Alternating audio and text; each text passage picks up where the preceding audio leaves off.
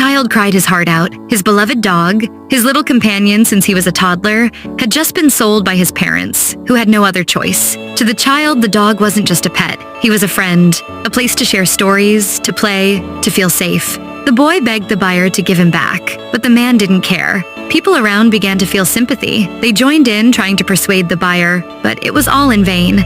Eventually, the child's parents gave in and agreed to cancel the sale, but the buyer raised the price. The crowd grew angry, the pressure built up, and finally, the man gave in. The dog was returned. With trembling steps and tearful eyes, the child reached for his dog and quickly walked away, afraid the man might change his mind.